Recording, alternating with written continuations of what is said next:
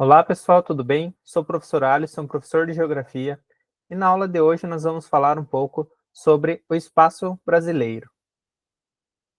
Bom, nosso país, República Federativa do Brasil, ele é o quinto maior do mundo em extensão territorial. Então, a área do nosso país abrange mais de 8 milhões de quilômetros, mais de 8 milhões e meio de quilômetros quadrados, e acaba ocupando grande parte da América do Sul, mas aproximadamente metade da América do Sul é só o Brasil. Então, diferente do que aconteceu com os outros países, o Brasil, lá no período que se tornou independente de Portugal, acabou ficando como um país unificado, enquanto outros países da América do Sul, por exemplo, colonizados pelos espanhóis, acabaram se dividindo em outros países. Bom, desses países que fazem parte da América do Sul, o Brasil faz fronteira com 12 deles. Então, de todos os países aqui da América do Sul, o Brasil só não faz fronteira com o Equador e com o Chile. Com os demais países da América do Sul, o Brasil acaba fazendo fronteira com eles. Bom, então em relação aos pontos extremos e em relação também às distâncias aí do Brasil, fala-se muito que o Brasil é um país continental justamente pela sua extensão, pelo tamanho do seu território, pelas suas características e tudo mais. Bom, nosso ponto extremo ao norte é a nascente do rio Ailã, que fica próximo ali do Monte Caburaí, no estado de Roraima, enquanto o nosso ponto extremo ao sul é o Arroio Chuí, no Rio Grande do Sul. Então, nós temos aí de norte a sul uma distância de aproximadamente 4.394 quilômetros. Então, vejo mais de 4.000 quilômetros do norte até o sul do Brasil. Em relação aos pontos extremos do leste e do oeste, no leste, nessa região aqui, no leste, nós temos a Ponta dos Seixas, que é uma praia que fica na Paraíba, e no outro lado, ao oeste, nós temos a Serra da Contamana, a nascente do Rio Moa, que fica no estado do Acre.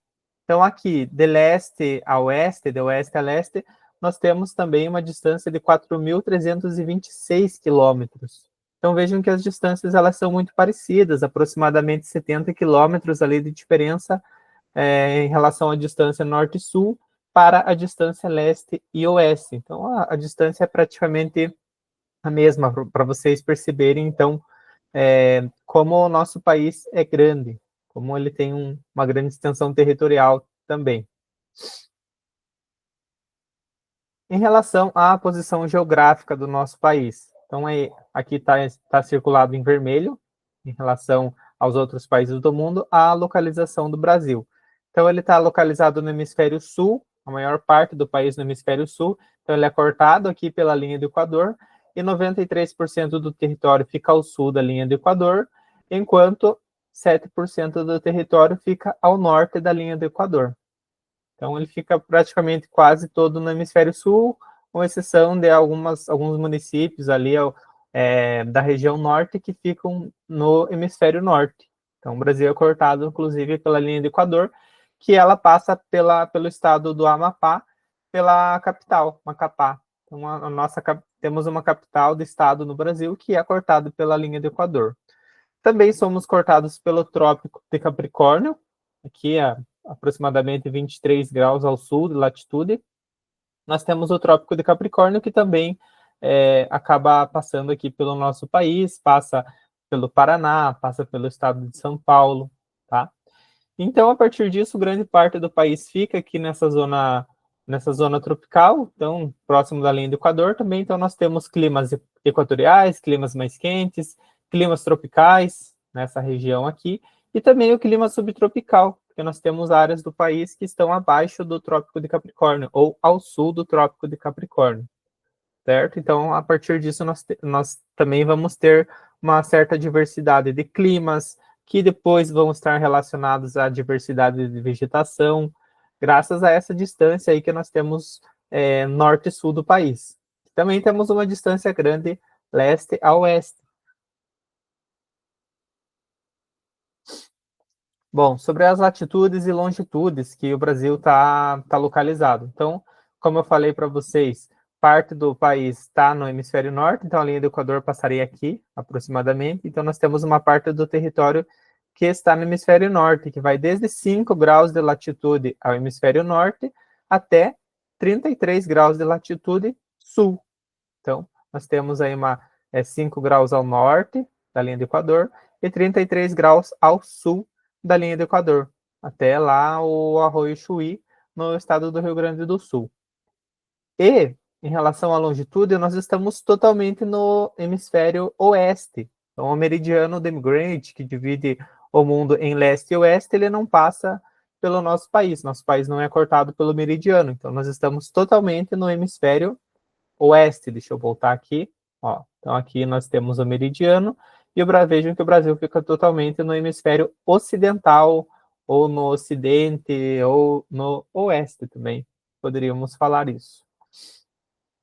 Muito bem, então a nossa longitude vai variar de 35 graus a oeste e na região litorânea até 74 graus a oeste, que, né, na região específica da região norte, do Acre, Amazonas, enfim.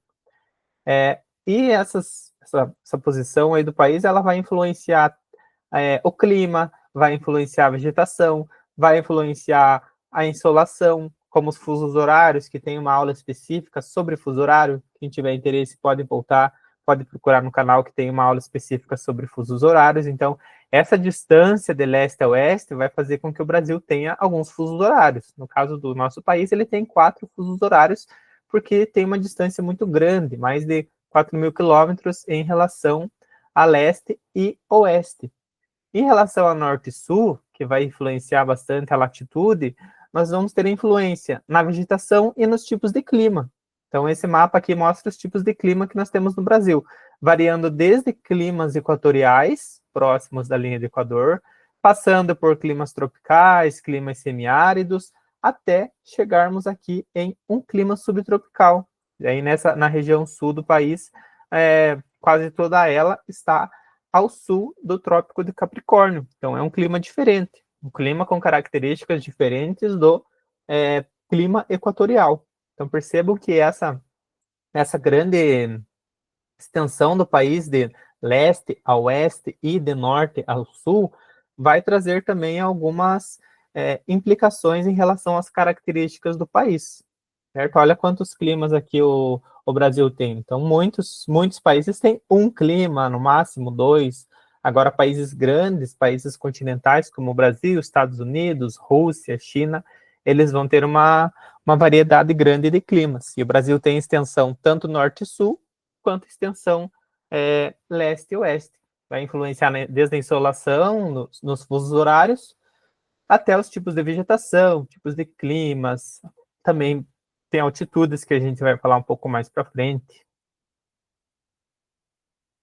Bom, em relação às áreas e comparações, tem uma aula específica sobre projeções cartográficas. Quem tiver interesse pode procurar no canal, aula sobre projeções cartográficas. E nós vimos lá alguns determinados tipos de mapa com uma certa projeção, que é a projeção de Mercator, que geralmente aparecem as áreas próximas dos polos, a região da Europa, muito grandes em relação às outras áreas, como o Brasil, que está mais próximo da linha do Equador, com latitudes baixas e médias. Então, quando a gente olha um mapa da projeção de Mercator, a gente tem a impressão que a Europa é muito grande e que às vezes o Brasil não é tão grande assim. Mas, na verdade, o Brasil ele é um país extremamente grande. Nessa imagem aqui, eu coloquei o Brasil sobre a Europa, de acordo com a área. Então, aqui está... O Brasil fica um pouquinho deformado por causa do tipo de projeção mesmo, mas, assim, essa é uma comparação do tamanho do nosso país em relação ao território europeu.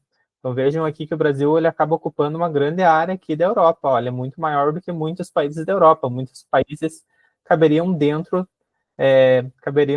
do nosso país.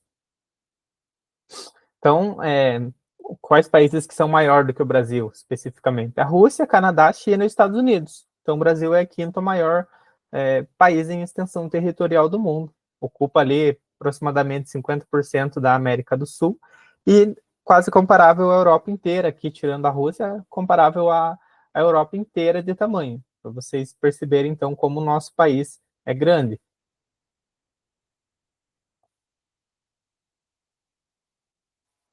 Bom, seguindo, falando um pouquinho sobre a população brasileira, o último censo mostrou que a população brasileira gira em torno de 203 milhões de habitantes, então é uma população que ainda está crescendo, mas é um crescimento mais lento do que foi observado no passado. Então as pessoas cada vez estão tendo menos filhos, a média de filhos no Brasil tem diminuído nas últimas décadas, atualmente já está menos que 2, certo?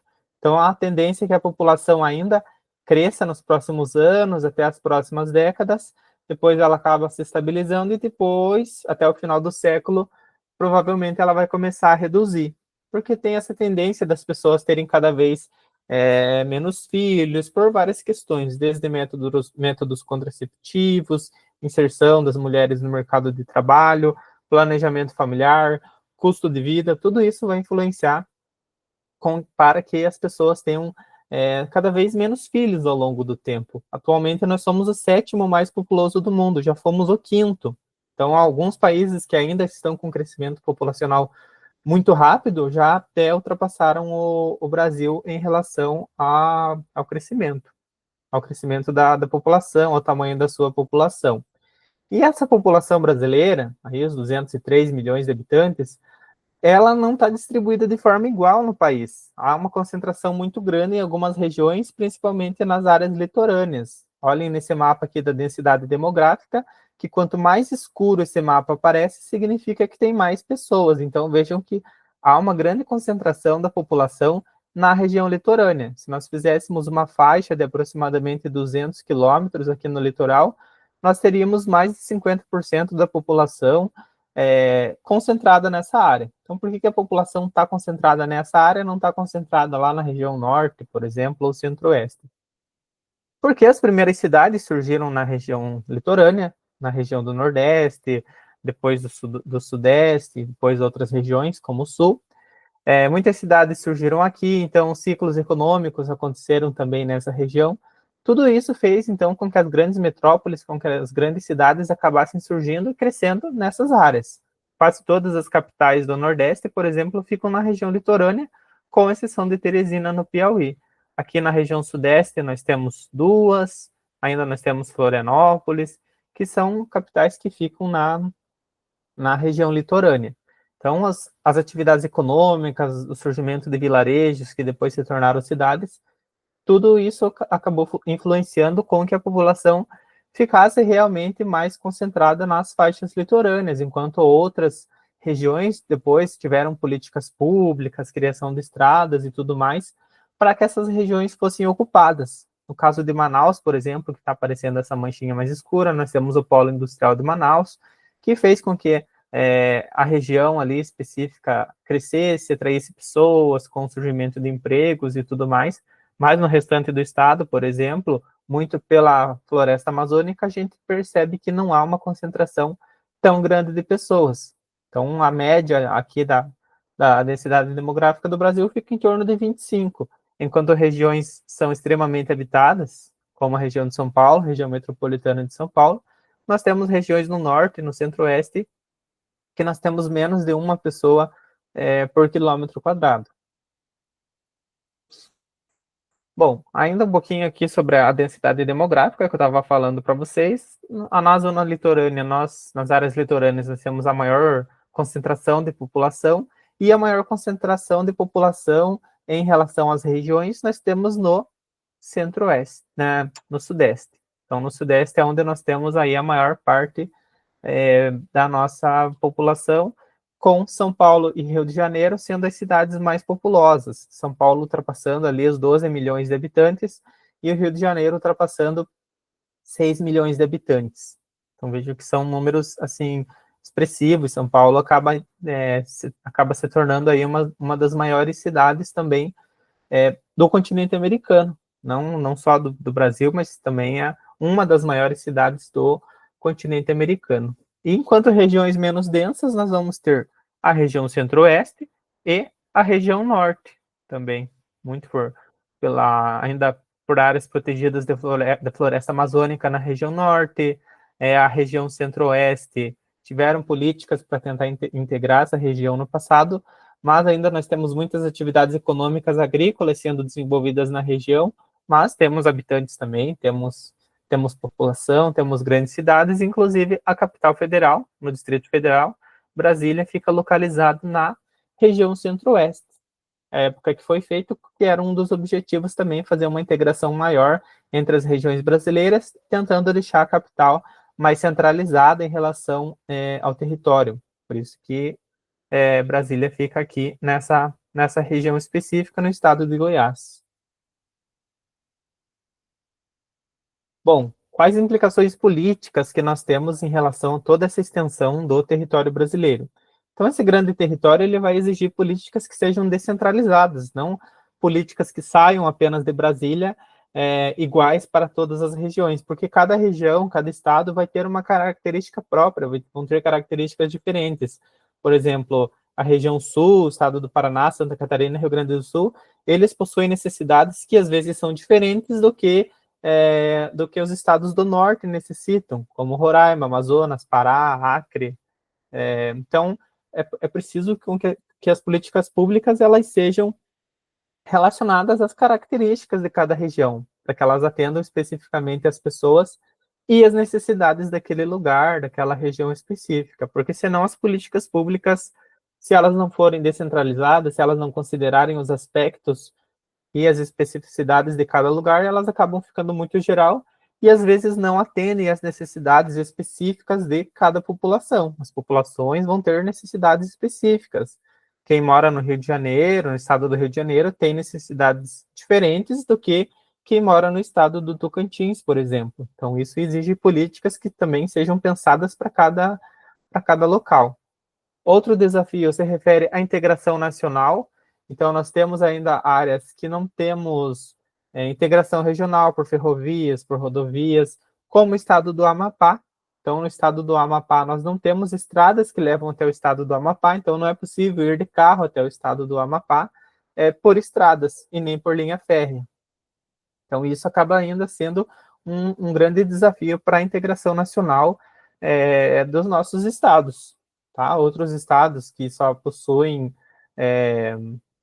acesso por barcos, que às vezes demoram muitos dias, isso acaba fazendo com que a população daquela região tenha uma demora mais por acesso à saúde, por exemplo, então isso acaba gerando uma série de consequências. Então a integração nacional acaba sendo um desafio muito grande ainda no Brasil. Além do controle de fronteiras, então nós temos uma grande fronteira aqui com vários países, como eu já falei, com vários países aqui da América do Sul. Isso faz com que tenhamos desafios constantes em relação ao controle dessas fronteiras, pelo tráfico de drogas que entram e saem, tráfico de armas que entram e saem, tráfico de animais, principalmente na região sudeste e na região norte, na região sul, mais relacionados também a tráfico de drogas, de armas e entrada de produtos que vêm de outras regiões, sem passar pela alfândega, cigarro, enfim. Então, isso acaba gerando também um grande desafio para a gestão, não só a gestão dos estados, como a gestão de maneira geral do país, que é esse controle aí das fronteiras. Bom, seguindo um pouquinho mais, as implicações sociais que essa grande extensão do Brasil acaba causando, é uma desigualdade regional acentuada, então, nós observamos aqui nesse mapa do PIB a diferença, então os estados que estão mais escuros significam que tem um PIB alto, acima de 8, muito alto, os estados nesse azul mais meio tom possuem um IDH alto e estados com a cor mais clara possuem IDH médio. Então, dentro de um país como o Brasil, nós temos diferentes índices de IDH entre os estados. Isso significa que não temos acesso igualitário à saúde, à educação, à infraestrutura, renda.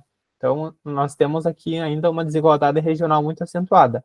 Por isso, volto lá às políticas descentralizadas. Então, as políticas públicas elas têm que ser feitas e pensadas considerando as especificidades de cada região, de cada estado, de cada município, para que as suas necessidades elas sejam atendidas.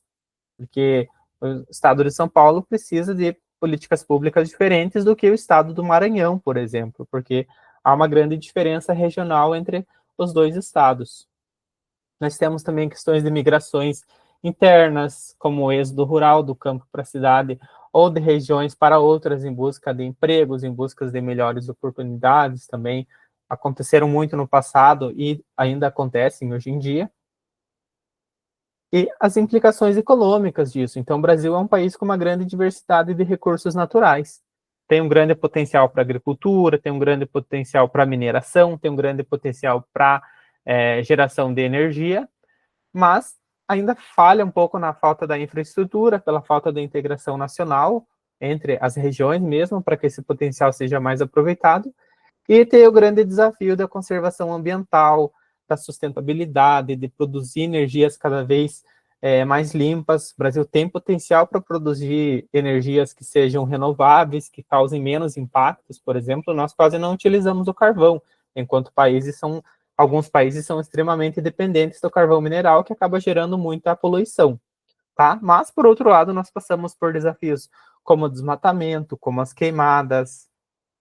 Então, são desafios próprios que o país enfrenta, que os governos, assim, eles têm que desenvolver, então, políticas públicas para tentar minimizar o máximo possível.